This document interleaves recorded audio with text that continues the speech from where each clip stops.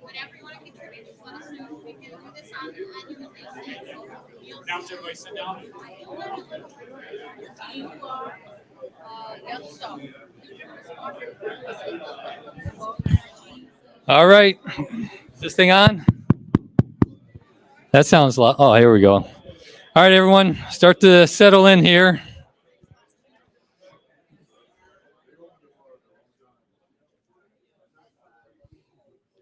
All right, we got a little extra tonight. We got a little extra.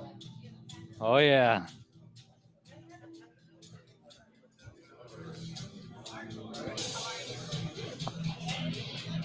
Little walk-up music there. All right, everyone, kind of settle in here.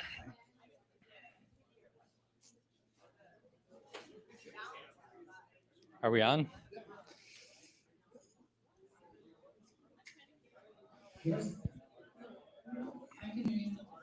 All right, good. So we got people online, can hear us all right. People in the audience are not paying attention, but they will soon enough. All right, so welcome everyone. I got to find the right distance here. All right, we're learning the new layout of this new room here, so bear with us. All right, super excited about tonight. First Tuesday of May. As always, the first Tuesday is CSA Tuesday, so just keep that in mind and pass it along. So tonight, I'm really excited about our lineup for tonight. So first of all, we're going to have Deep Instinct come up here. We're going to have Fortinet, so good sponsors of ours. So pay attention to them, take some swag, talk to them. You know, we always enjoy our sponsors, and we always want to support our sponsors, because that is going to lead into what's really important on our schedule tonight, which is Martin and I are going to hand out a huge check. It's actually a huge check. It's right over there. It's bigger than usual.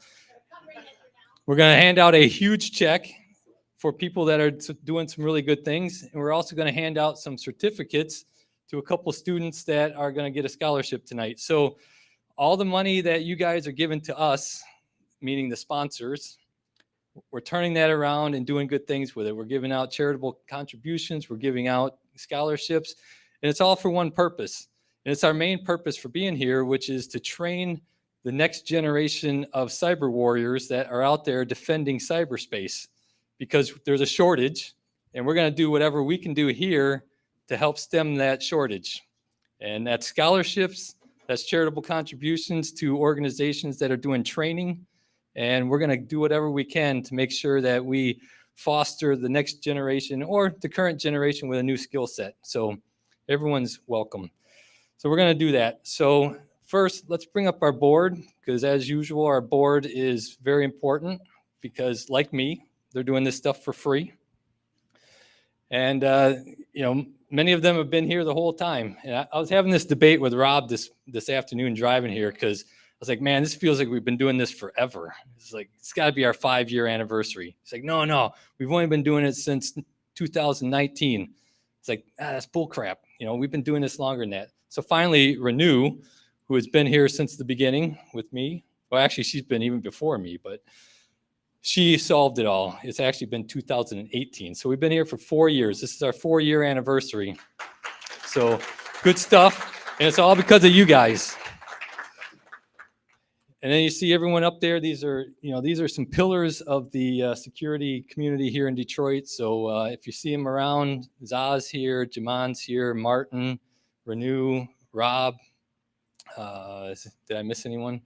Wait, back there, Mike. So if you see us around, talk to us. We love talking security. Every one of us will talk your ear off about security. So next slide. All right, so let's get to the fun part. Martin, grab the big check, and I'll let you do introductions since this is your thing, but I'm going to stand up here for the photo. David? So this is great. As Earl was saying, when we started this thing, I think we didn't even have like 20 members, right? I think when Renew and you guys started, they invited me, I think in 2019 to come and join. And since then, we're about 800 members, right? And we're continuing to grow. I think today we just approved about 5 or 6 more people wanting to join. And the whole thing was to give back, right? To be able, we talk about the next generation of leaders. We're sincere about that because we don't have a pipeline of good leaders to take our place, right?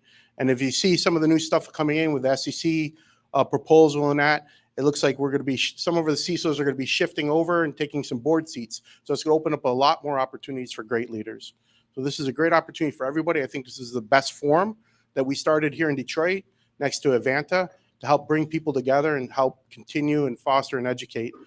And what David and Pam are doing with the Exceptional Academy is they're helping do that. And they're doing it with autistic adults. And I think it's a great thing. I was asked to join their board last year. They're doing nothing but amazing things.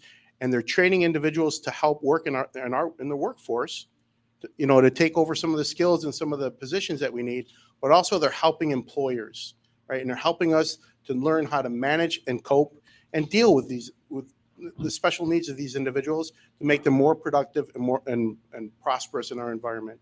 And that's a great thing. So Dave and Pam, I'd like to first thank you guys for all the hard work you're doing. And I'd like to, CSA would like to award you guys with $5,000 for all the good work and good things that you're doing. And please continue all the stuff and the great work you're doing.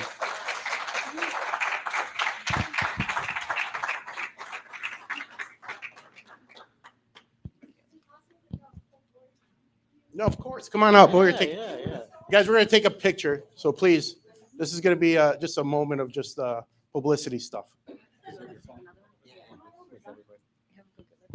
Who's that? Yeah. Hey, don't, she's coming. Come on, closer. She's coming, man. I could say so. No, we will, yeah. That was good.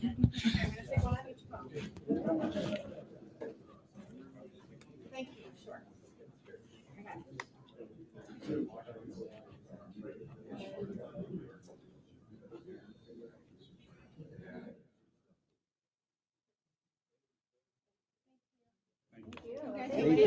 Thank you. Thank you. Thank you so much. Thank you so much. Thank you. All right, you're not getting off that easy, so Okay. Thank you. Well, first of all, I'd like to thank you all for having us out here today. Just a quick explanation of who we are and what we do. The Living and Learning Enrichment Center is a nonprofit in Northville that helps teens and adults with autism and related challenges with development of their social work and independent living skills. So we operate primarily in those 3 buckets. I am part of the vocational arm of Living and Learning, and I run one of many programs there.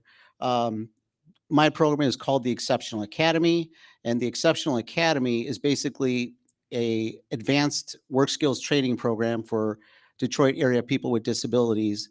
We currently focus on one curriculum, and that's on certification training in networking and cybersecurity. All of our students have either never worked before in their lives, or if they have worked, they've worked part-time jobs making at or near minimum wage. This program is literally changing lives. And I just like, if I can tell a quick story, if you don't mind, I don't want to take up too much time. Just to give you an example, one of our first year students was a janitor at Del Taco, not even Taco Bell. It's a Taco Bell knockoff. So he was a janitor at Taco Bell, and this is what he would have been doing all his life. Came to our program, did very well in the program, got his certification. It's a CCNA certification. He got his certification. We got him an internship at Plant Moran, one of our program partners. And he is now a cybersecurity consultant for Plant Moran, full-time.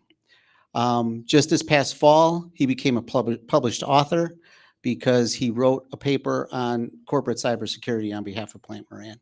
So the list of his accomplishments keeps growing and growing.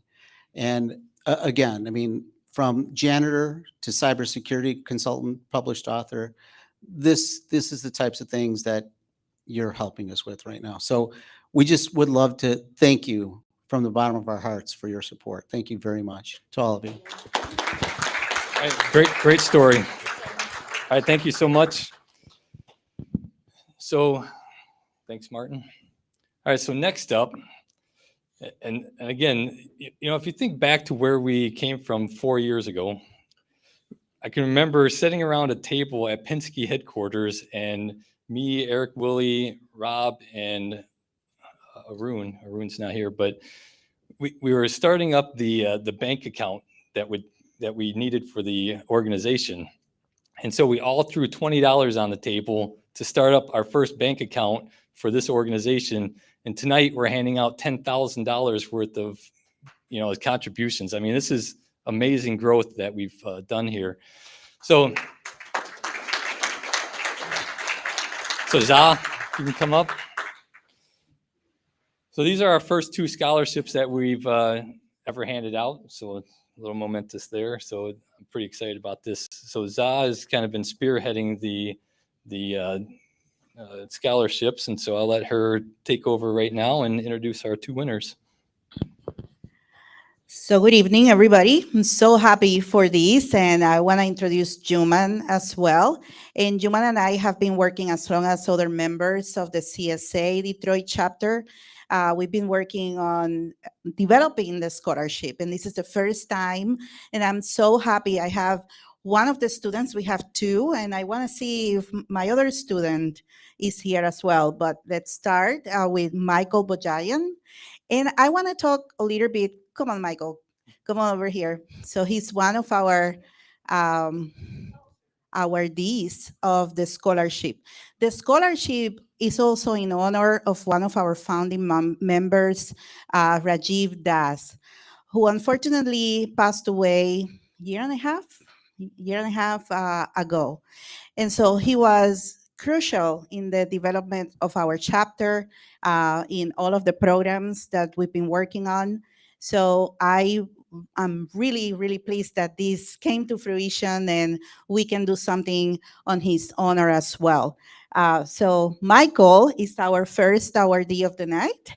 And you want to talk a little bit about where are you going and why you wanted to study cybersecurity.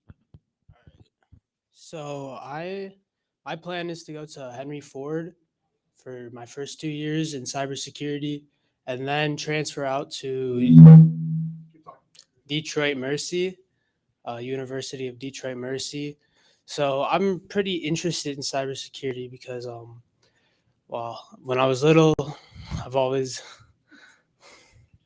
always fascinated with computers, and learning that you can really something that you do from your house can like have an impact somewhere, anywhere in the world. It's just really interesting. Yeah, sorry. Great. Well, congratulations, Michael. And our second awardee is here. So here, Michael.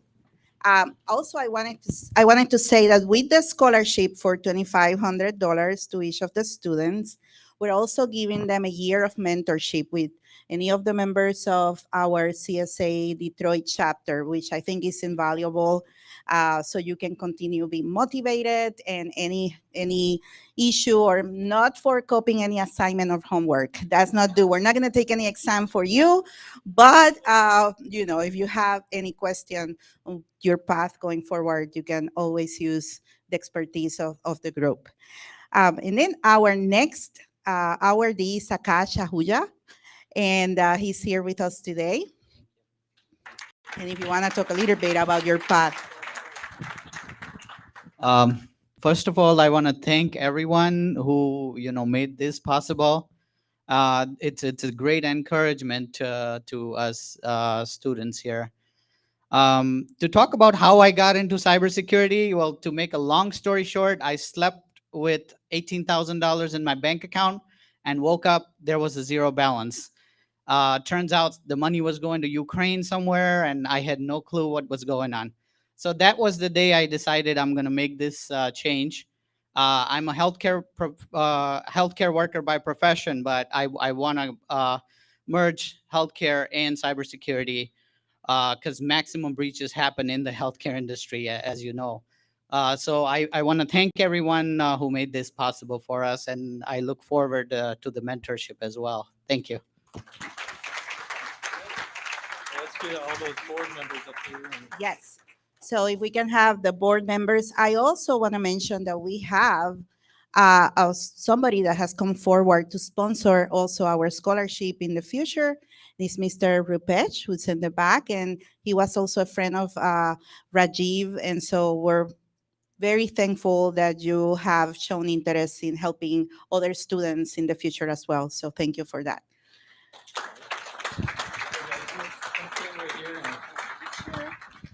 Grab that picture.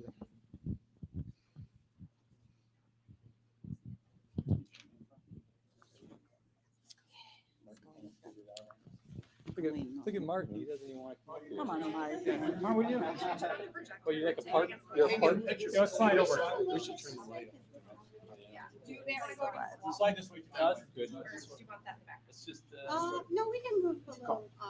We're all This is friends. really very bright. Take the picture. Yeah, he wants to look good in the picture, that's good. Okay, got it. All right. Thank you. Congratulations. Congratulations, guys. All right. Thanks a lot.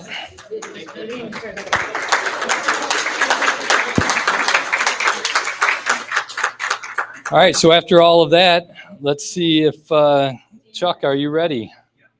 So we have Chuck from Deep Instinct that's going to come up here and give us some knowledge, give us some education, help us all be better cyber warriors in the cloud. Thank you. Appreciate it. Nope, that's Fortinet. That's the one after me.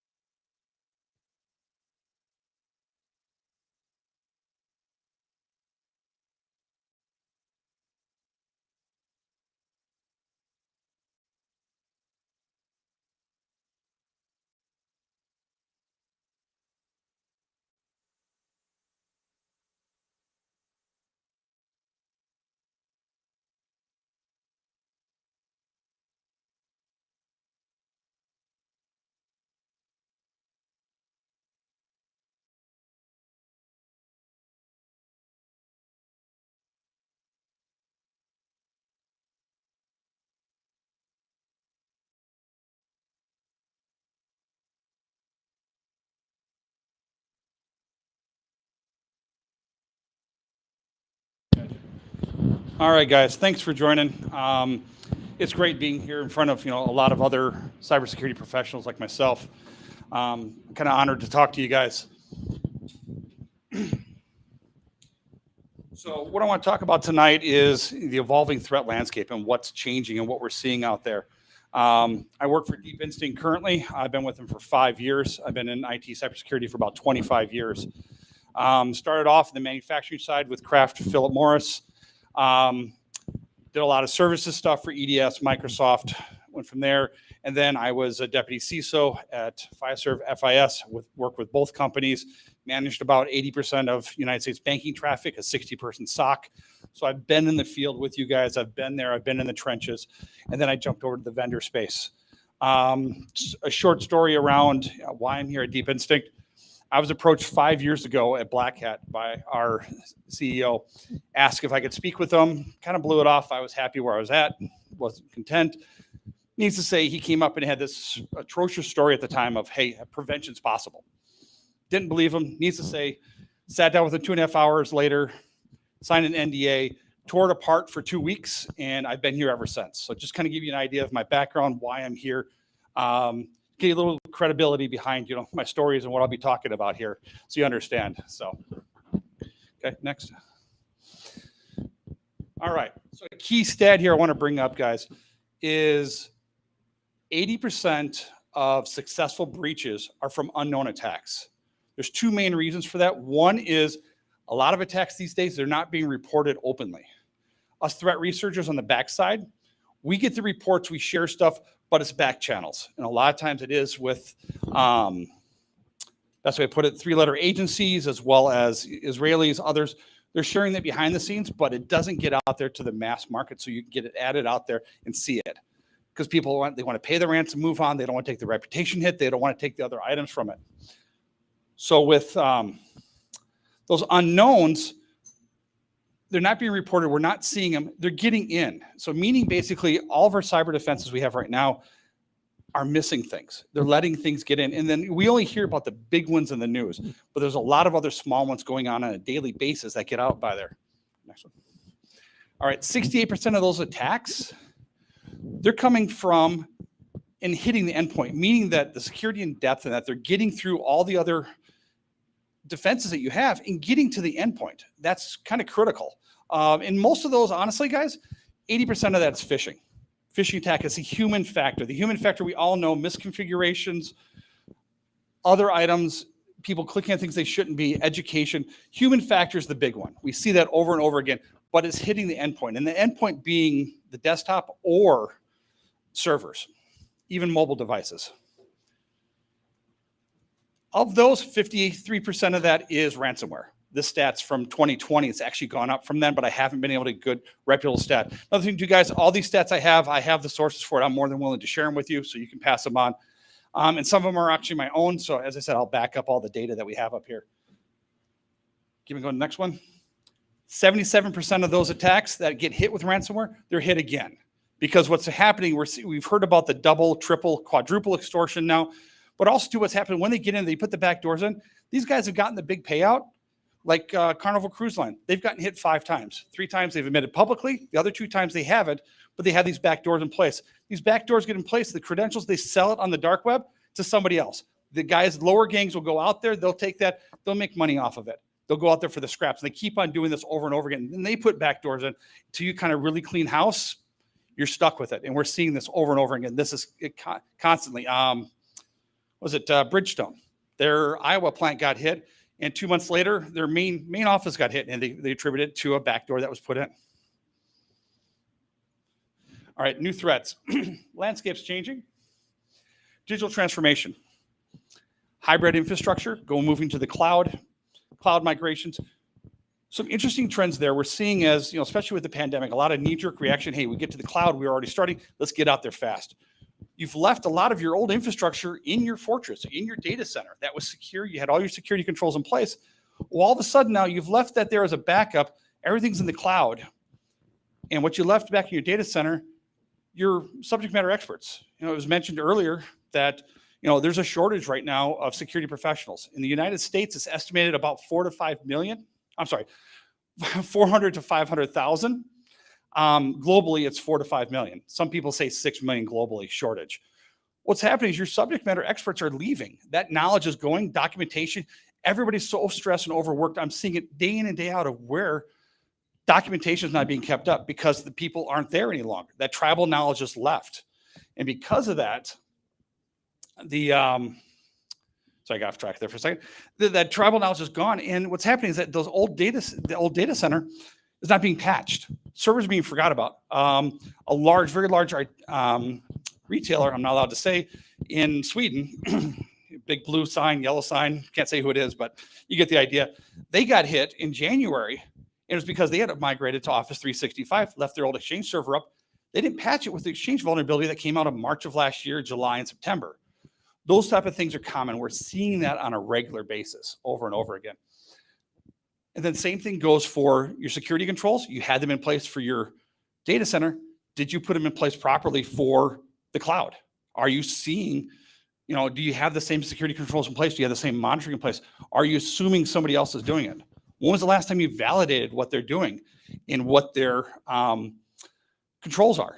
What about their employees? When their employees leave, and leave the company, are they taking those credentials with them? What access do you have in there?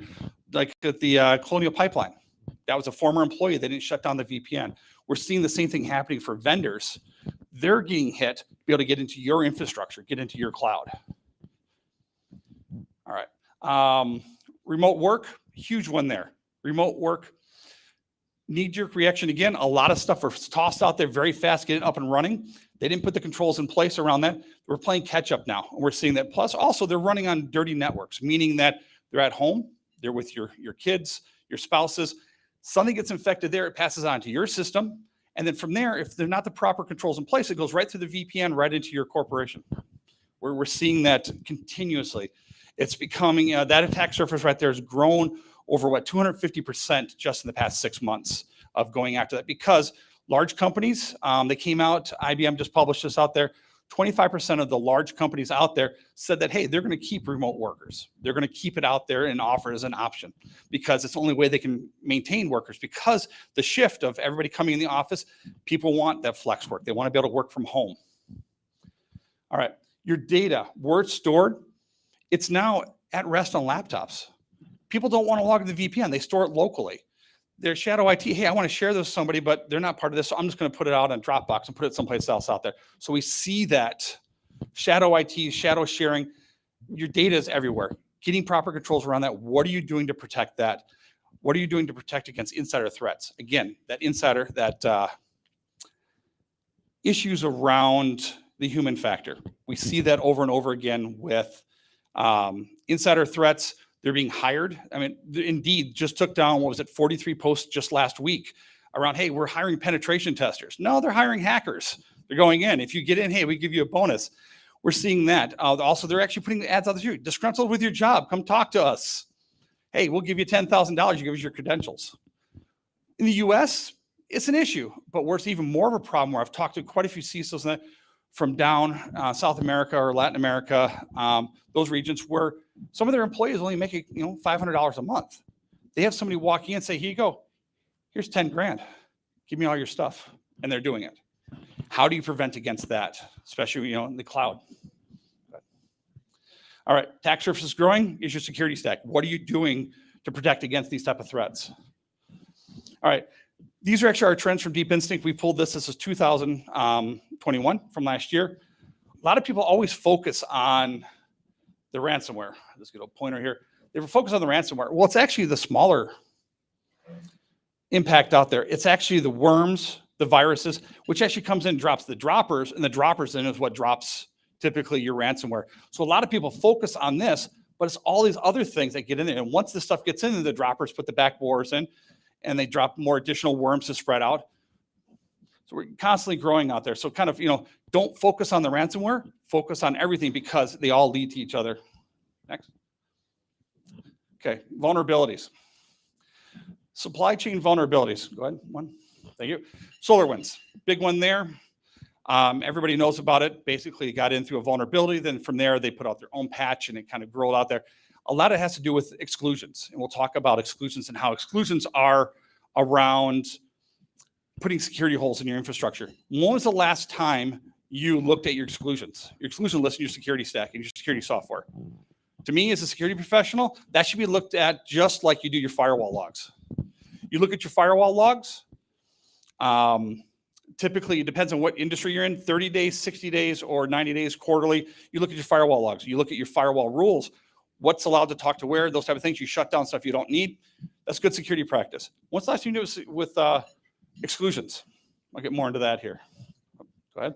Kubernetes, workflow automation, big one here. Vulnerability, Capital One got hit with that. But even, again, the human factor, Tesla, they left theirs at admin, got inside there, got a whole bunch of stuff from them. That was just recently last year. Microsoft, go ahead and hit 2 more times. Exchange server, print nightmare. There's actually a new print spooler one that just came out 2 weeks ago. Microsoft has the biggest target in the back because their operating system's used by more than anybody else. If they can get something inside there, they can get on, they can get anywhere they want, get in there. They use this, it's getting into your environment. Once they get in the environment, they can do anything they want. They get that elevated permissions, those type of things. CSA, more on the MSP side, used as an RMM tool, getting stuff out there, kind of like SCCM. That was a unique one. Was it 4th of July last year? They were getting ready to patch the vulnerability. They had known about it for 6 months. They had tried several times patching it. They finally got it down. They were patching it. Criminals knew that. They knew it exactly what they're doing. So basically that Friday, they were going to be patching on Saturday their cloud environment. They launched their attack. Plus 2, it was a holiday weekend. So it was like a perfect storm of time to hit that. Kaseya played it up, played it down, and went down. But needless to say, it got in through vulnerabilities, but also mainly because of, Log4j. I forgot I added this one, guys. Log4j is another big one that came out in November, December, buried in there. A lot of people don't know they were running Log4j. Oh, I don't have that program. Well, no, your software has it. They're using it. Major companies out there, I'm not, when I mention companies, guys, I'm not bashing. I'm just saying things happen. Major companies out there like VMware, they didn't have a patch for like some of the tools out there for 4 months, even though it had it built in, because it was compiled in. A lot of companies are that way. Log4j also, go back. Log4j also really marks something interesting. Typically, we're seeing threat actors exploiting these vulnerabilities within about a week. About a week, they'd start exploiting them. Log4j, 2 hours. Conti and Hive both had it added into their scripts. We got back immediately. Within 6 hours, they had infected 4 more locations, including 2 hospitals, by utilizing Log4j. They're getting onto it even faster. So you have your patching schedules. You patch, patch Tuesday. You go out 2 weeks, whatever. They're taking advantage of it. So it's understanding how to prioritize it and how to defend against that. Okay. So exclusions. This is a great one I talked about here. Go ahead and hit 3 more times. So thousands of these. How many times I've walked into a client to do a security assessment and talk with them, say, hey, let's talk about your security assessment. They go, here you go. We've had these for 10 years in McAfee. Put it in your new solution. Nah, wrong. You put stuff in there. I said, okay, let's audit. Let's go and look at it. Okay, here we go. In 2018, somebody, George S., put in, C:$ $. Or somebody put in, C users. It's putting out there. When was the last time you looked at it? Kaseya, this right there's a website. Every other Adobe, everybody else puts this out there. This is legacy stuff, guys, because typical filter drivers they monitor things post-execution for your security solutions, create race conditions, create CPU spikes, memory spikes. That's why you put these in place. There's new technology out there where you need to do that because of these problems right here. These problems right here are security holes. You put in one security hole, you create a larger one. Next to you have Swiss cheese. Literally, I see it over and over again. Walk into companies and say, well, why'd you get hit? Well, I had this solution, this solution. You had incredible depth. You had 3 or 4 of the cutting edge platforms out there, but you had gone through and put in, I want to say garbage like this. This is why, because you know what? As soon as they get on your actor, the threat actor gets on your system, they can see what programs you're running. They also run an FLTMC. Guys that know basically knows that they can see what's in your filter driver stack. They're running their own adversarial AI programs. They know what they need to do to swarm through a lot of the leading vendors out there. They know what to get through, especially if you're running this right here, bingo, they know what to exactly do because you have to do it. Microsoft, same thing, put stuff you have to do. There's technology out there now where you don't need to do this. So look at what you have. It's old habits, old stuff you don't need to do. Malware families. Tridex, financial software. Big uptick. We're seeing this even more special on the crypto side. Motet got shut down. They're already back up and running again. Last year, TrickBot is that never-ending one. Constantly out there, they tie in with Emotet and a bunch of other stuff, and they just spam you out there. Sorry, guys, for the mic. I keep it going back and forth. But I talk loud, a lot of hot air. If you can't hear me, just yell. All right, go to the next one, guys. All right, ransomware families. A lot of people like, well, what's Stop? Stop has been out there. It's actually the 2nd year in a row. It's on the top of our list. It's the little guy that really never gets any publicity. They know how to stay underneath sanctions. They know how to stay underneath the media. They're raking in the money, and we see it, and it's hitting the common clients and the enterprises out there. Because you know why? They send in a bill for $10,000. No problem. We'll pay it. Get out of here. To do it. And then they don't share the stuff. Next thing you know, I've gone back and looked at some infections in here. Stop had been hit 3 or 4 other environments in 30 days because nobody was reporting it. That's why they're prolific. We see it out there because we're not sharing as a community. Even though a lot of us work for different vendors, different things, we have our own preferences, we have to work together. And just we're seeing this over and over again. Somebody can do a time check for me when I have 10 minutes left. Sorry, I didn't start things. So, all right. Linux malware, huge, big uptick on that. Just like, you know, Mac was a security by obscurity. Linux was the same way. Bingo, DriedX is hitting it. We're hitting it. Go ahead and click next one. DriedX is hitting primarily, mainly stuff on the Linux. We're seeing that over and over again on the financial side. They're not hitting traditionally the banks and that type of stuff. They're hitting the vendors and the service providers going into those guys. We're seeing that they're basically hitting, like we talked about before, they're actually hitting your vendors, your third parties to get into you. Same thing for banks now. They're doing the same thing, the processors. All right, interesting trends, guys. So with Microsoft, they back in October turned off by default in Office 365 and any new Office installs, Macro 4.0. Macro 4.0 has been used for 32 years. We've been seeing it out there. Criminals have been using it because they were using it because a lot of people would turn off VB scripts.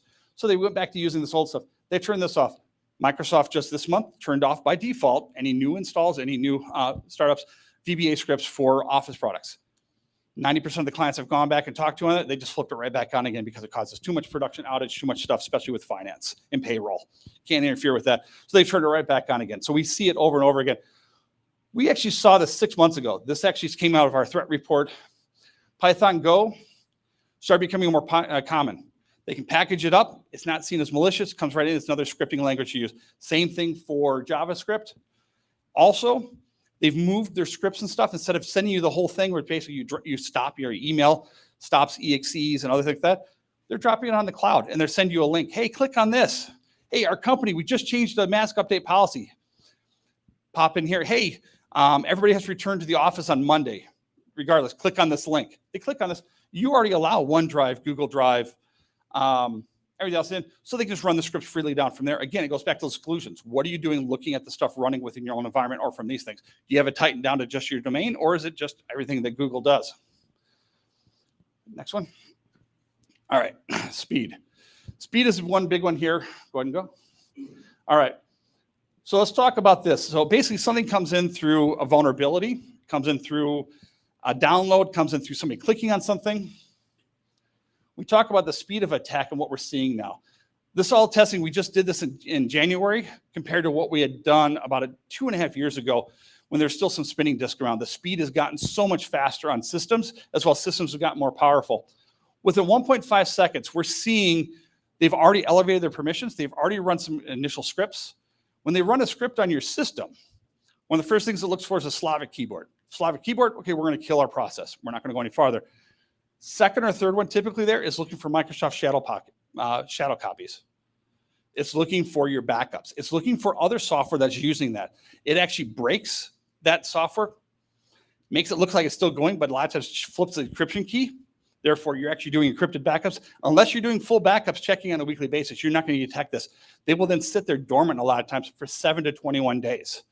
So when they do go and hit you, once they get everything down, your backups are already hosed and you don't know it. So we're seeing that is a common practice. As of March 30th, my last test we did, we went through all the major gangs out there. 74% of all ransomware gangs, they run that. They look for breaking that backup. So you get it out there, you think you're doing good. It's not. Because all the major software out there that does backups, they use Microsoft Shadow Copy and the VSE or VSA, I forget what it was. Another thing too, guys, feel free to question, add stuff up. I want this to kind of be bi-directional. I know we're getting towards the end here, but feel free to jump in. Okay, go ahead. Keep on going. We'll just go all the way through on this. Okay, so the infection spread. Within 3 seconds, we're seeing crypto worms being sent out from the initial patient 0, going out spreading on a flat network. We're seeing in under 2 minutes every single machine out there. Well, 80% of the systems out there on that flat network are infected. We're seeing that out there. Within 20 seconds, all the newer systems are already coming online, spreading out too. They're looking for the keys to the city. They're getting out there, but they're being patient. They're also slowing their scripts down, to get by some of the EDRs and other solutions out there to look and see what your vulnerabilities are, what your reaction is. They see you react to something, they'll slow down, do something over here, see what you're not reacting to. Again, they're using adversarial AI to see what they can get through. Full encryption can start at any time, but I said they're being more patient. They're trying to get to the keys of the city. If they can't get much farther, they'll sell this information, go on to somebody else. But they typically do this, and that's when they start out there. But the main thing here, guys, everything here we're doing today is reactive. We're waiting for that infection to come in. We're waiting for the post-execution, see what's going on, and then go back and say, okay, what do I need to do to fix this? Okay, speed. How long does it take, do you think, would encrypt files once you're infected? These are different gangs. Maze, hour and 54. Just go and start clicking through them. There you go. Conti, 59 minutes. Dark Side, they became Black Matters. Now they're Black Hat. They've actually gotten a little faster. Keep on going. Down the Babcock, down the bottom. Lockbit and Conti are the number 2. They're the 50% of all active infections and breaches hitting manufacturing today. We're seeing that over and over again. And because of that, Conti, you know, they're slow. Lockbit, 4 minutes. Snap-on, when I talked to some of the guys over there investigating that, they said in under 2 minutes they had already gotten all the data and pulled stuff out and locked down stuff. They locked it down, then they were able to pull it down at their leisure. All right, unknown 0 days. These are all common ones out here, guys, that these all got hit by vulnerabilities, by 0 days, things that couldn't have been, you know, they couldn't see, they got through. These are all major logos. Keep on going. As I said, Snap-on just got hit. They actually got 12 gigabytes of data. They published over half of it already. And the stuff they reserved is stuff that they're actually selling on the dark web right now, which is financial data as well as all their employees, social security numbers, medical information, all that kind of stuff. They're already selling that online. So the other 6 terabytes they have there, they're trying to recover. These guys right here, 134,000 employees globally. They got hit last October by Lockbit. They just came out last month and said, you know what, so far we've lost 42 million in revenue and recovery costs, those type of things. It hit them extremely heavy. You don't want to end up seeing this on your systems. This is Lockbit. This is what we commonly see out there on aviators. These things are preventable, guys. You can stop this. Keep on going. Here's a good example here. Again, I'm not bashing any products, but basically this is very common. We're seeing with common technology right now that uses machine learning. Machine learning, it's a certain way how it works. And so what it is you can see right here, a new threat came out and it took time to redo the model. And this is unknown, that nothing out there. By the time they got it through out there, it was about 4 to 6 weeks later before they got updates out there. And just so you know, this is an older one I did 2 years ago.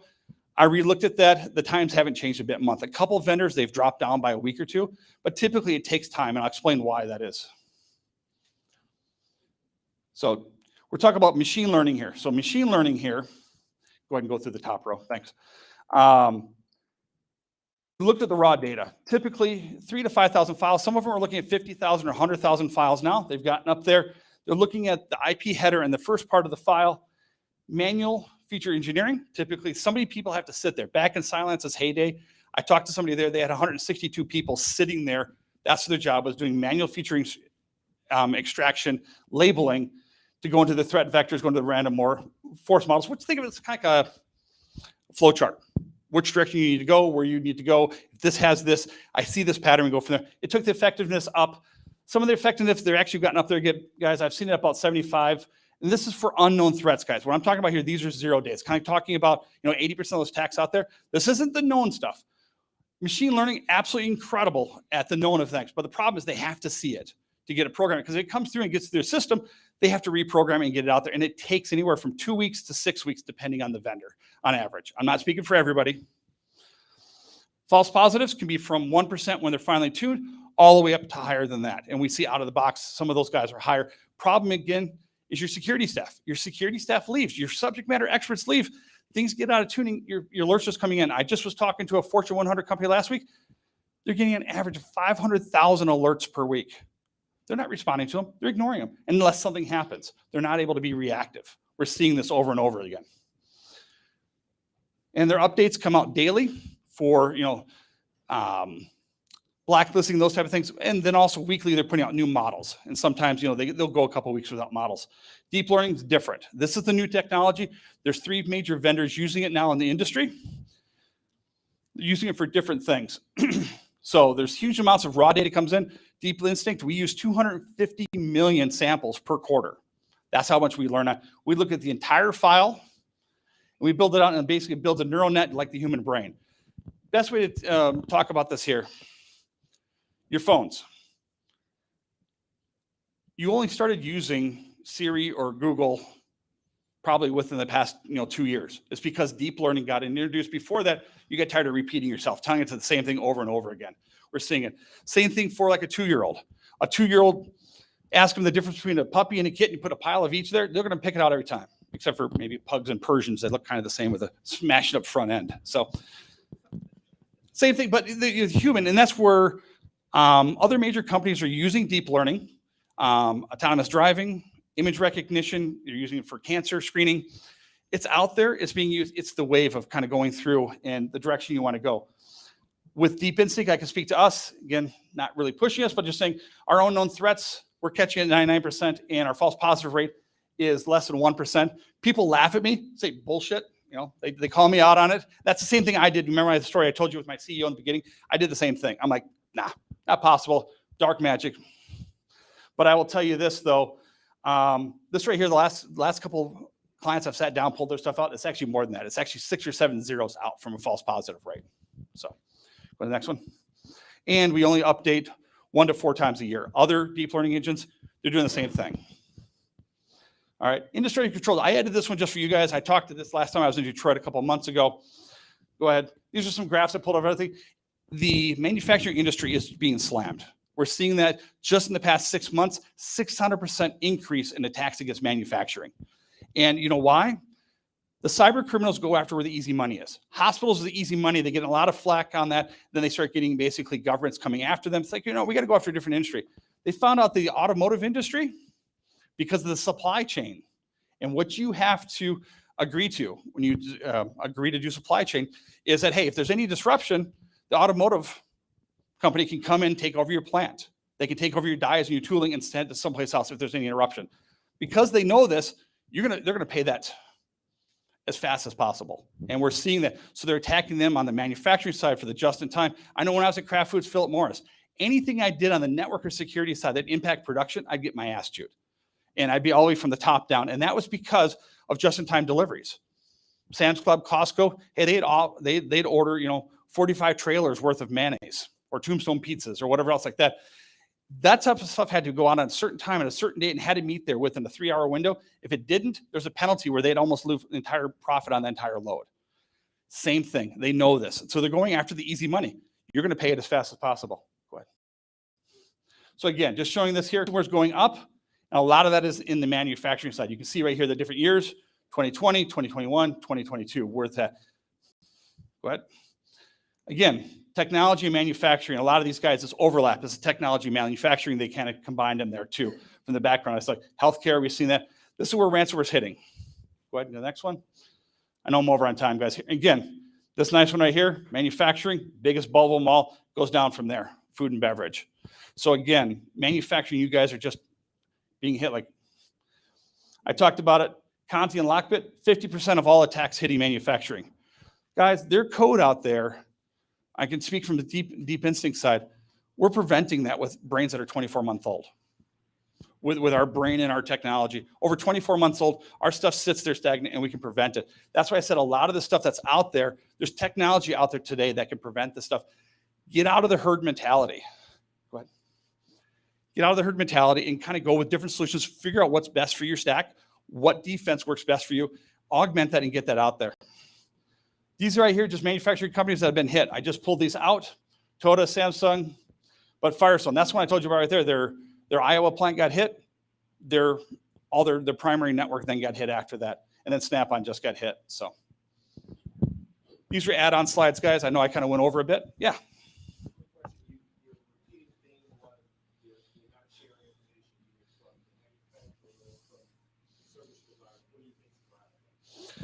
It's security, CISOs ourselves. I know myself, if I was a vendor come walking into you, I'm like, hey, tell me your pain points. What's going on? What are you worried about? You're not going to tell anybody unless you have trust with that. Problem is in security, we are very untrusting. We want to protect as much as possible. We want to know also too, you know what? You don't put publicly out there what you're using for your products. Like Deep Instinct, we have a big problem out there. We're being used by Fortune 5s, by Fortune 100s, but we can't publicize because it's built into all of our stuff. We can't tell anybody what we're doing because they don't want people to know what they're using.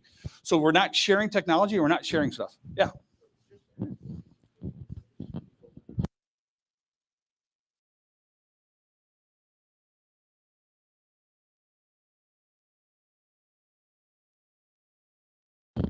So similar, I started with in a new industry, and so we started pulling together CISOs from different industries, and ironically, surprisingly, I found two CISOs.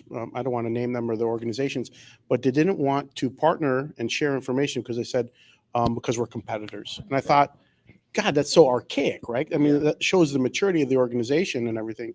And even one of them is a CISO, a new CISO from. Just moved into from one industry to another, right? Yeah. So I was kind of surprised to see that. So a little bit we're seeing is a lack of maturity, right? I mean, from sharing, they still feel like hoarding that information is going to be a competitive advantage when it doesn't, you know? It's us. It's the us against us. Oh, there we go. Okay. It's us against them. And that mentality just doesn't fit today. We have to share information. We have to have that out there. Another, prime example of that, San Francisco, they actually call it CISO breakfast. They do it once a month. They get together, they sit down, they share information. It's closed doors, what happens behind closed doors, but they're sharing that information. They actually then get their subordinates to talk to each other and share their information. They actually have some private stuff out there, and I've gotten some incredible threat intelligence information that even my Israeli guys, I have 43 Israeli guys on the backside, feed me stuff on a daily basis, didn't have. So those type of organizations, this type of organization, what you guys are doing here, absolutely incredible. Sharing the information, sharing, hey, this is the attack that came in. Don't hide it. Understand you have to keep it away from PR, that type of stuff. It's going to get out. Your threat researchers are talking to my threat researchers, talking to others. It's going to get out anyways. Be public about it. Carbon Black, I worked there during this sort of apocalypse. Actually, I was brought in to kind of after the fact. They lost their signing cert. They went after a defense contractor. It's a nation state attack. They came out publicly and announced, hey, this is what happened. Carbon Black didn't lose any customers because of what the CEO did. Given that's a competitor of mine, I used to work for them. I helped stand them up. Then I came to Deep Instinct. But they handled it right. Other companies, like look at, hopefully nobody's in here from here, Okta. Okta, they got thrown under the bridge because this happened back in January. It just came out now. Same thing. Do you trust them? They weren't forthcoming. Share the information. Share the others so we can get in front of it. Share the information. Any other questions? All right, I've talked too long. I know I went over. I apologize, guys. All right. Hey, that was great. That was good stuff. It actually kept my interest, which is hard to do these days. So that back table right there, how many of you are students? 1, 2. How many students do we have in the whole room? 3, 4. All right, well, we got to do better next month. But one thing that I know is very important to students is food. So we have free food back there. So you guys are going to go get that free food. So we're going to take a 5-minute break here so that everyone in the room can go grab that free food because I don't want it to go to waste. And everyone that's online, come back here in 5 minutes. And you should be jealous of all the people in the room and the free food they're getting.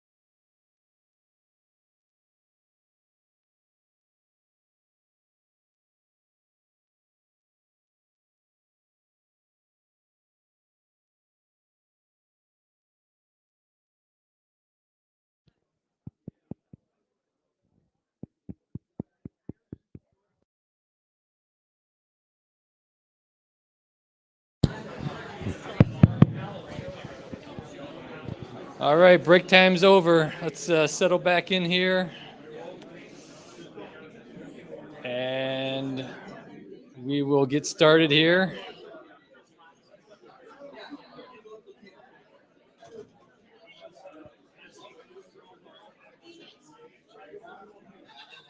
Just waiting for Tom.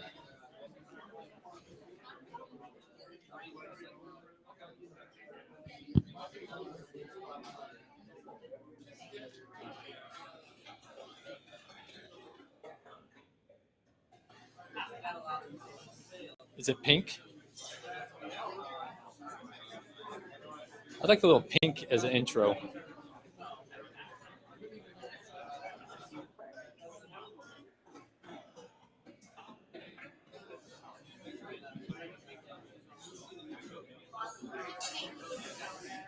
I can't keep track of these people. They're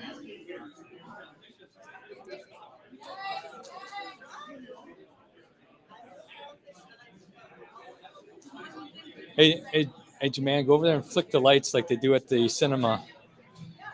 No, I was just waiting for the intro music. All right, here we go. Carlos.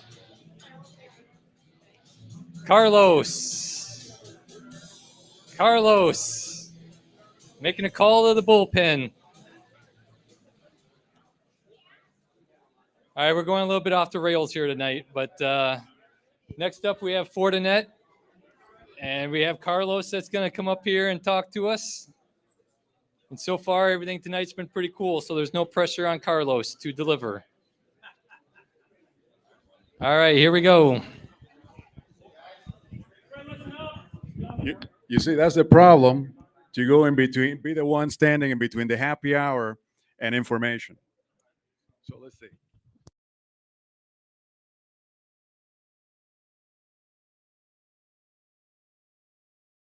Gotcha. All right. So am I the one standing in between the happy hour, the food, and whatever we do next? All right. I don't know if I'm the man, but we'll try. We'll try. Anyway, I'll introduce myself. My name is Carlos Raúl Sánchez Rodriguez Cruz Vargas Rodriguez de la Vega y Pérez. And when I joined the United States Air Force, they cut my name down to Carlos Raúl Sánchez. They let me keep the hyphen. So, you know, the government, they're great people about that. Put this down here. So, yeah, I got my start in this business in 1986. So, yeah, I am that old, a lot older, actually. And if you remember, for those of us that were around during the Gulf War in 1991, if you were a CNN watcher, somewhere in the neighborhood of October of 1991, Baghdad went dark. You're welcome. So where there, General Schwarzkopf says that Baghdad is going dark, and we made it happen. So that is just an example of what happens in the terms of cybersecurity and the intelligence community. By the way, I went in the intelligence community after the Air Force and spent quite a few time there. I mean, quite a few years in the intelligence community. Right now, after going in the private sector and spent about 15 years in oil and gas, I mean, working in nice places. I mean, I was working in Western Africa. Then they moved me to Moscow, Baku. I mean, after Baku, I went to Georgia. From Georgia, I went down to South Africa, then to Brazil, back to Southeast Asia, and in all these nice places. And the way I look at it, what triggered my career, I mean, and prompted me to move forward was a Nigerian prince in 2002. Because we started getting that email that says, if you give us $500, we will release $2 million to your account, or there's $10 million. The first guy that fell for that was the CEO of my oil and gas company. So made life really interesting, because at that point, I said, well, you know, it's one of those smiles that you have to like work it, like, all right. Anyway, let's go into this. We're going to talk about a little bit about cloud security. Yeah, we're Fortinet. We're all over the place. A few years ago, we would have been like 40 who, but no, we're all over the place. We've been in business for about 20 years. And we can actually take credit for, coining the term next generation firewall. I don't call it next generation firewall. I call it this generation firewall, because that was way back then, way back when. Now we're talking about the firewall of today. And we're also talking about the firewall of the future, but that's it. This is not a commercial. Let's go to the next slide. Yeah, we're in the magic quadrants, blah, blah. Let's go to the next slide. Everybody's eating. I want everybody to eat and drink. So we're going to talk, by the way, everybody here manufacturing? Everybody? Everyone? Awesome. Manufacturing. Come on, get with the program, man. So we're going to talk about the evolution to the cloud. And the reason that we're going to talk about the cloud, and this is where I get a little bit serious, is because we all hear about this Industry 4.0 that we all talk about and everybody gets all crazy about it. But if I ask anybody here, what is the difference between Industry 3.0 and Industry 4.0? Some people will say that the answer is in the Sky Mall. Because in reality, there's only one main difference between Industry 3.0, if there was such a thing, and Industry 4.0. And it's the amount of data that we have to deal with. Now, we don't only have to deal with gobs of data, we also have to deal with the fidelity of that data. So that's where we are. All that data, and this is what we're all responsible for. Back in the good old days, we used to work with a couple of numbers, and that was it. We protect a couple of numbers. Now we got to protect thousands and thousands of numbers. And that's what we do. So let's go to the next one, because we're going to talk about managing the cloud and OT in the cloud and all that stuff. This is interesting because let me fast forward to 2021, because these are the ones that we know about, the hacks that we know about. And show of hands, how many of you guys have seen a hack take place? I know you have. You have. You probably did it. But the reality is that it's not that sophisticated. It really isn't that hard. Colonial Pipeline, there was a warning issued by CSA 2 years before the Colonial Pipeline hack. That's not even a hack, really. That was just sheer dumbassery, if there's such a word. The reality is that what happened in Colonial, in my lingo, should be considered a terrorist act, because after that was announced, what did people do? They freaked out. Everybody went to fill up their gas tank in the East Coast. For those of us in the East Coast, right? Everybody went to fill out their gas tank. Lines around the neighborhood. It reminded me when I was a kid in 1972 during the oil embargo. It was like that. I mean, lines. And by definition, that is an act of terror. So that took care of that. And it was it was a simple hack, if you want to call it that. It didn't affect the pipeline itself. It affected the accounting systems, the ERP. And again, it was another one of those hijacks. Pretty cool stuff. Then it came JBS. JBS was cool because JBS is like a meat producer, but they're like a wholesaler. And I always say, you can take my gasoline, but don't take my hamburgers. If you take my hamburgers, we have a problem. So that's where we are right now. This is becoming more prevalent. I mean, COVID gave a lot of visibility to all these issues, all these potential breaches. And for us that are in manufacturing, or for those of you that are responsible for manufacturing networks, now we're moving compute to the cloud. So that creates yet one more piece of the attack surface. It keeps expanding that attack surface. Let's go to the next slide. Sorry, man. I mean, I wish I had a clicker so I don't have to do that to you.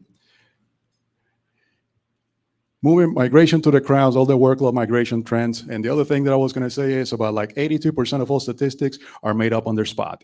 I don't know if that's true or not.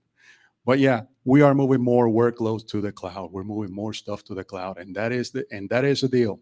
For us, as we move more compute to the cloud, we have to maintain the same user experience in the same level of security. Next slide.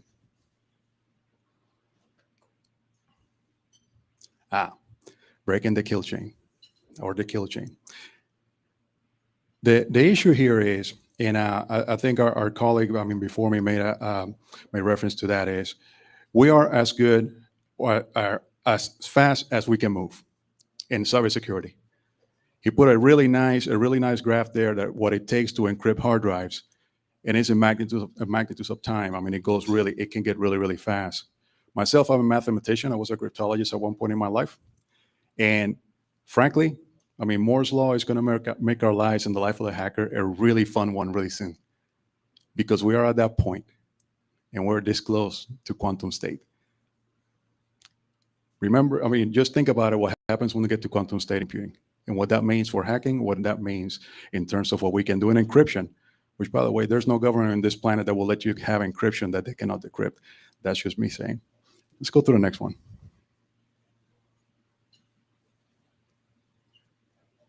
What are we doing for Fortinet? And this is the commercial. So here we go. Zero trust access, and we're going to talk about that because for us, the important thing is having an environment or create security across all media. And this is what we're going to talk about today. Let's go to the next slide. For us, where it starts, where does it start? It's a security journey. For our young guys in the room, I mean, you guys will actually inherit all this stuff. You'll inherit these models. This is NIST turned on its side, by the way. And what we're doing here is all this eye chart that we have is I want to direct your attention to the bottom two statements, passive defense and active defense. Because the reality is that as security practitioners, we have been hyper-focused on passive defense. Now I'm going to tell you that we need to move away from that concept because really passive defense is, if you look at the OSI model, we're looking at layer 2 OSI all the way to layer 7 OSI. Yeah, that is important. That is the foundation because microsegmentation and reducing the collision domains and reducing the space, limit the movement of a threat, that is really important. But now it's important also to have an active posture where we can have, visibility and use the AI tools and machine learning. And frankly, I take the M and the A out of the AI deal. I say intelligence, that's what matters. There are some new models of mathematics that is going to make all that stuff really, really fun because of the way, we're doing compute now. But the reality is we need to start looking at doing prediction models. And in industrial security, it's a little bit harder because those environments are fairly static. And because they're fairly static, and myself, I spend most of my life on the energy side. That is an ultra-conservative, crowd. Those devices that we have on the industrial security, on the industrial side, they're designed with one purpose in mind. So defending those or protecting those environments, those devices is really hard because they were not designed with security in mind. And if you go right now and talk to any of the manufacturers of control systems, they're never gonna say, "Hey, we designed a PLC that is secure," or "We have a secure RTU," because that's not what it's designed to do. A PLC is nothing but a switch. Really smart. You can program it to do cool things, open things, close things. It's a cyber physical. There is a physical component to it. However, nobody designs a PLC, at least at this stage, that has security in mind. That is a problem because that means that all the security measures that we implement are going to be in the periphery of those devices. That's where we are. That's what we're trying to do. And in addition to that, but wait, there's more. We need to become a little bit more proactive. And how do we become proactive? By looking at all data, going back to statement number 1, Industry 4.0, a ton of data, tons of data. And if there's such a thing as Industry 5.0, it will be yet more data. So that's what we're doing here. That's what we're looking at here. We need to move away from that, from passive defense, which, by the way, is a good foundation. Don't get me wrong. If you have all your environment, you have all your robots, one VLAN per robot and a couple of VLANs per robot, and you're looking at movement and you're doing EDR and you're doing all this stuff, that's not a bad thing. It's better than nothing, really. But the reality is that active defense, when we are adaptable, we can pivot quickly, and more so that we are agile in defense. That is important. So that is a combination of all those things. And when we look at it, tools like SOAR, MDR, EDR, and such, the combination of all those tools, that's what's going to give you a more secure environment. Let's go to the next one.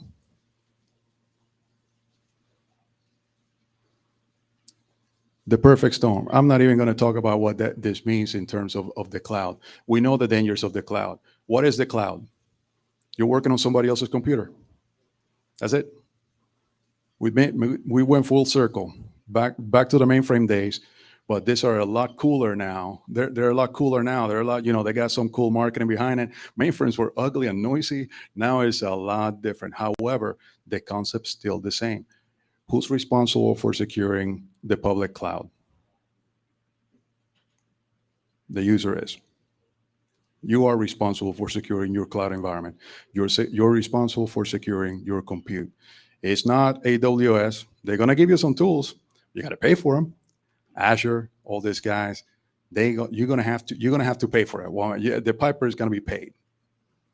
So that's the important thing. All these incidents, app modernization and all that good stuff, OT. I mean, by the way, I hate the term OT. I'm just going to come out and say it. I still call it industrial security because I'm so old I can be carbon dated. But to me, it's really, industrial security is what it's at. This is the foundation. This is what we're moving to. That OT term, yeah, it's cool and all that. But when we start looking at it, now, 3 years ago, 4 years ago, if you would have said we're going to start doing move compute to the cloud in industrial environments, they would have run you out of the room. Pitchforks and torches and all that stuff. Not anymore. Not anymore. And why? There is a component to the cloud that, if done well, it can be an asset to us. And that component is survivability, right? If you know what you're doing, you can create an environment that the user experience is pretty damn similar to what you have on-prem, if you know what you're doing. So yeah, the cloud has a lot of value. And it costs a lot of money too. That's a different story. But it is really important to, the thing to have in mind here is that we are responsible for securing the compute on the cloud. Not AWS, not Azure, although they will tell you, in some instances, they'll give you the tool. By the way, yeah, Fortinet, we have all our technology is in the marketplace for the most part. So if you need to put a generation firewall, not a next generation firewall, a this generation firewall on the cloud to front end your compute, we have a solution for that. Let's go to the next slide. Cloud journey. This is one of those things that I say that although the graph is really cool and the requirements and the innovation and adaptive cloud security and all that stuff, the reality is this is not moving to the cloud. This is not the North Star. Your business rules are the ones that are going to indicate, how this moves, how much, cloud you're going to use, and more so what cybersecurity scheme you're going to utilize. In the case of industrial security, there are some prevalent security architecture models, IEC 62443 being one of the ones that is more prevalent, and the Purdue model. So yeah, how much of that you implement is whatever makes sense to the business. What makes sense? What will keep that business running? Not necessarily you will have to do this step by step by step by step. Let's go to the next slide. What do we need? Here we go. It sounds like I want to do it here. What do we want? No. First thing is visibility. Visibility of traffic, visibility of people. This sounds an awful lot like ZTNA or ZTA for the people that like the either zero trust architecture or zero trust network architecture. But everything starts with visibility. And visibility, what I mean is being able to look at traffic, because if we go to that other slide that looked like alphabet, like an eye chart with all the stuff in around it, had the passive security and active security. If you don't see it, you cannot secure it. If you don't know what you have in your network, and trust me, I deal with big companies all the time, and when I ask, do you know what traffic you have going in your network? The answer for more often than not is we don't know. And that is kind of scary, because one of the things that COVID brought up to life is manufacturing can be taken over by the government, and it can be repurposed. So that is really interesting. Last thing I want is the government in my network. I don't want, I really don't. If you can see it, we can control it. These are things that are really fundamental, and it sounds like, anybody will do that. Anybody that's been doing networking and cybersecurity knows this. But the reality is that we often don't think about it. What is control? Control is steer the traffic, meaning from this part of the network or from this group of people, I'm going to allow access to these resources. I'm going to block, I'm going to quarantine, I'm going to do something. I'm going to employ a security treatment based on the visibility and the assets and the intelligence that I gather on those assets. Then intelligence, of course, we say is data. Intelligence, in our business, intelligence can be a number of things. But the reality is that goes back to square number one. I mean, Industry 4.0, the abundance of data, the normalization of data, which is more important because normalization of data in mathematical terms, it is, again, it is simplifying data and giving it meaning. Otherwise, data is just data. Actually, we want information. That's a real term. Advanced threat protection, this goes in those zero-day threats. Our company, I mean, we have labs. I mean, that's all we got threat hunters. That's all they do. These guys, I mean, they look at 0 days. Our devices are designed with that in mind, with the algorithms built in it, that all 4 million or so, actually 5 million firewalls that we have, I mean, deployed all over the world, they participate in the discovery of zero-day threats. So yeah, we can report it. We are part of the Cyber Threat Alliance, so we share information with everybody. So if you want to go to Cyber Threat Alliance, and you see Fortinet is one of the founding members, because we believe that the more you know, there you go. That's my after-school special commercial. The more you know, the better off you are. So whatever we find, we're going to share it. Next slide, please. That's that IEC 62443. Kind of cool, huh? But what you really need to look at is this division, that level 3.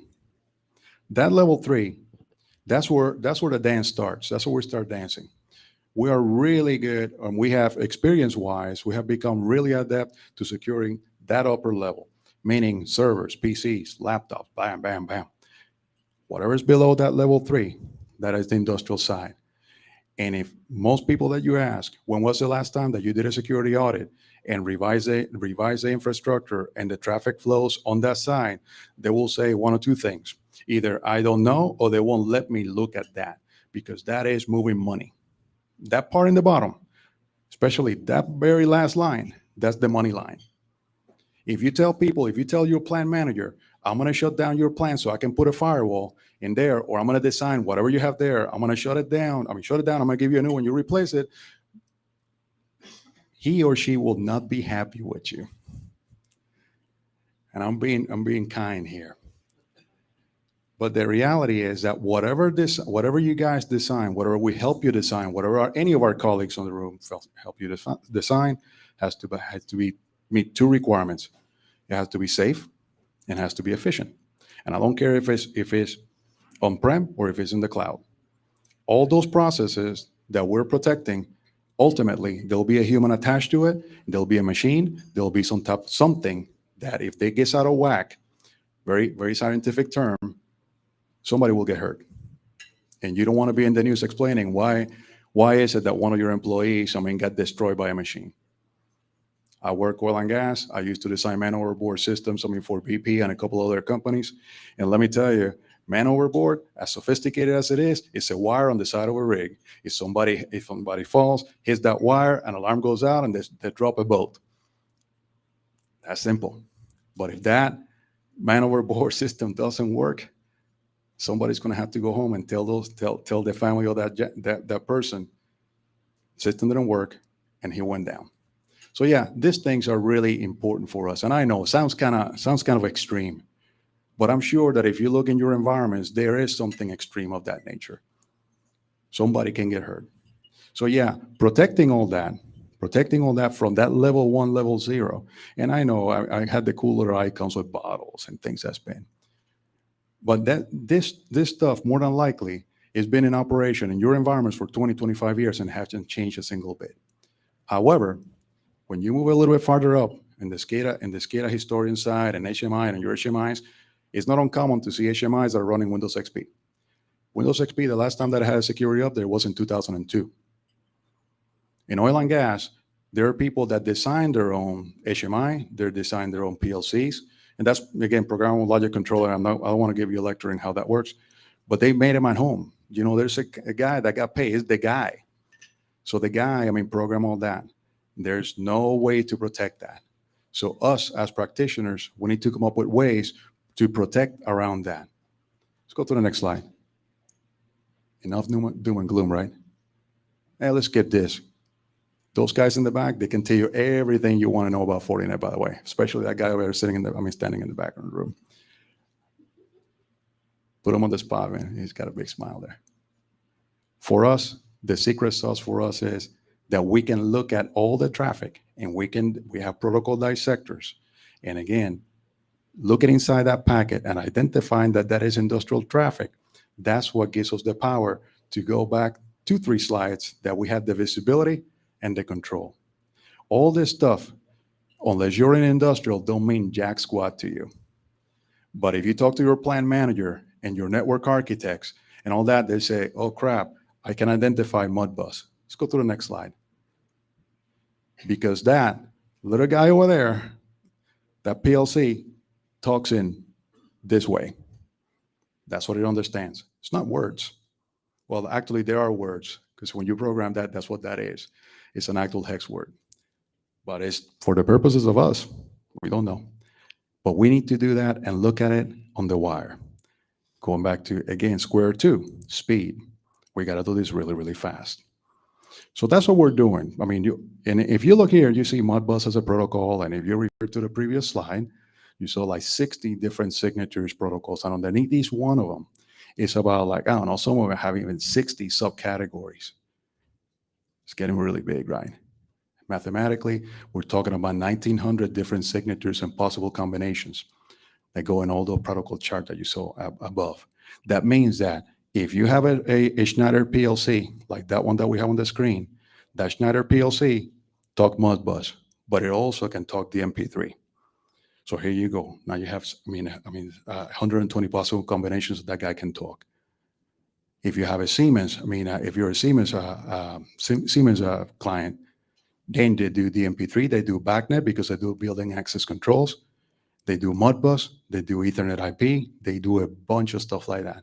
So now, when you start talking architecturally, we're looking at a gazillion, no, not gazillion, that's not mathematical, but we're looking at a lot of combinations, a lot of possible combinations that we are responsible for.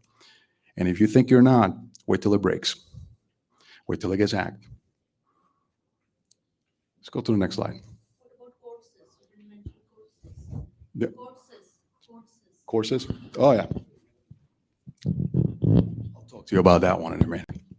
All right, evolution to the cloud. I say it was migration, not really evolution. Some people want to call it a revolution, but the reality is, let's keep going through the slides because I know that I don't know how am I doing in time, and I don't want to keep you guys from the bar because the bar is more important to me. But the reality is that this transformation to the cloud is business driven, and ultimately, keep going through the slides. Keep going through the slides, because ultimately, all this process is going to be a hybrid model of what you have right now. You have a ton of, resources right now.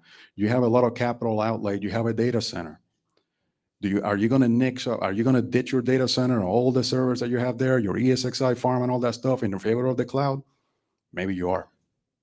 But the reality is that even if you get a transition away from a physical model to a virtual model on the cloud, you're still going to have a hybrid model. And honestly, unless you're like an ERP vendor or a SaaS vendor or something like that, more than likely you will have a physical presence somewhere. That's the way it is. If you talk about people like in the energy sector, they will want to have a copy on something that they can touch. That's their mentality. That's the way that's why we work in that sector. So yeah, we're moving all those processes to the cloud. We start easy for the most part. Like when we in pharma, they're moving, some historians to the cloud just for survivability. So they create some efficiencies. Let's go to the next slide, please. They are using it for bring your own device, IoT. That is quite a movement. Some companies like BP, for instance, they don't want to give employees a laptop. So they say, whatever you want to bring, that's cool. Yeah, we'll give you an image and it'll work like that. And you will have zero trust architecture. You come through the cloud. We'll profile your device. If it meets the criteria, we'll let you in. If your credentials and your device passes all criteria, then you can do whatever you want. Okay, that's fine and dandy, but that takes time. That's one thing. That's the ever-changing constant time. We don't have time. We got to do that at speed. But and then let's go back to the trust factor, right? Do we trust everybody? That is the foundation of trust. It's kind of, and I'm not going to get off on a tangent here. I have a big issue when we use human and psychological terms to describe machine behavior. But the reality is that when we start talking about trust, it's a set of characteristics that will get you to that point that you can trust that device, that you can trust that person. That's where we are. Do you do it? You go by the cloud? Do you let that guy talk to the cloud? I mean, you let him talk to Oracle and SAP or your ERP in the cloud? It's up to you. However, that transaction has to be secure. How do you secure it? Do you put I don't know, you put an EDR agent in every location, in every device? You can. PLCs don't take EDR agents. They're headless. They barely take a username and password. And frankly, according to our current administration, we have to, secure our pipeline, and we have till July 24th to do that. Part of that pipeline initiative by TSA says that you got to have a password policy. You got to have a password policy and change the passwords of all those PLCs that have been in operation since 1985, because some are that old. So now, some of which didn't even have a password, because who needed a password in 1985? Come on.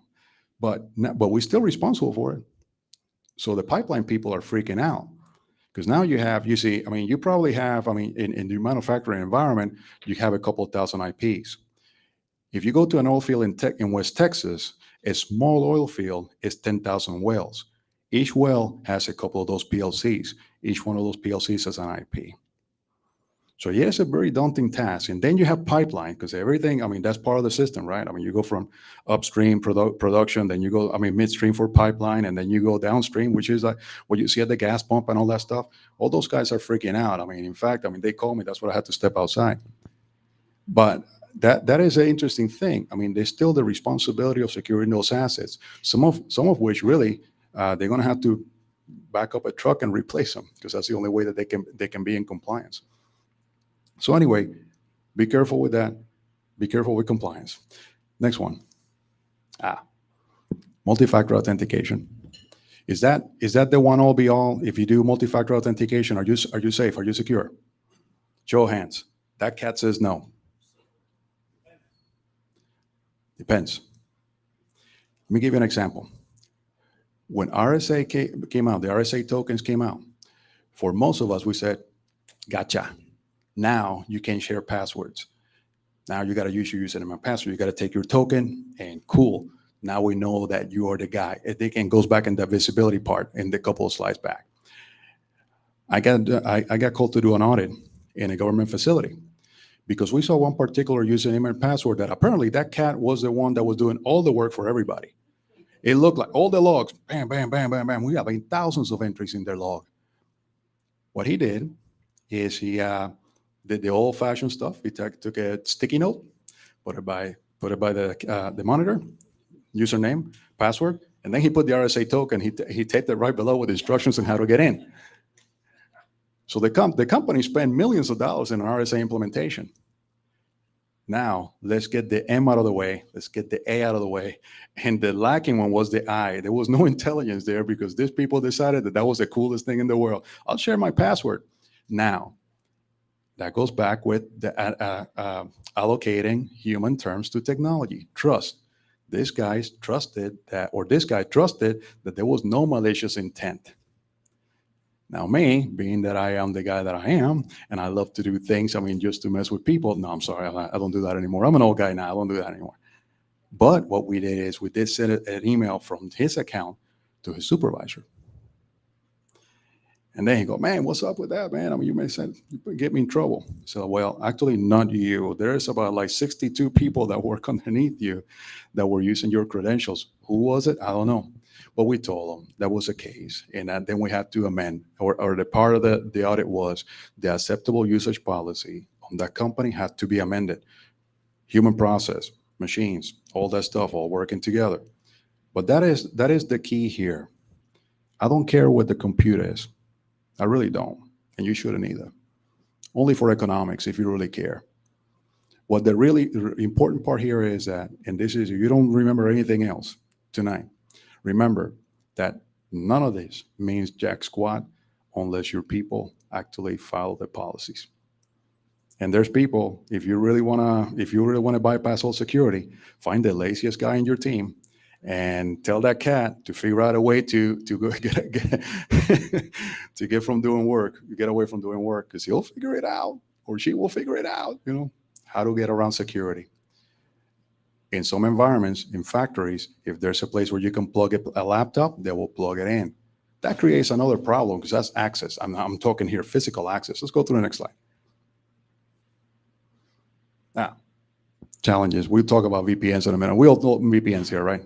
Everybody has a VPN strategy. Everybody knows, who's coming into your VPN. Everybody trusts all your vendors, your third-party vendors that are coming in. Absolutely. There you go. There you go. Wait a minute. Mic drop. No, but the reality is that we are challenged, and we're mixing a couple of things, but this hybrid model don't mean jack squat unless you're constantly addressing the security posture of the people and the devices. Pay me enough, drop enough money in front of me, and I will give you the keys to the kingdom. We don't think like bad guys. We don't. People in this room doesn't. That dude does, though. But no, we don't think like bad guys, which is a big problem right now. And that's why we get molested on the internet, because we don't think like bad guys. Bad guys are consistently looking for ways to get in. Let's go to the next slide.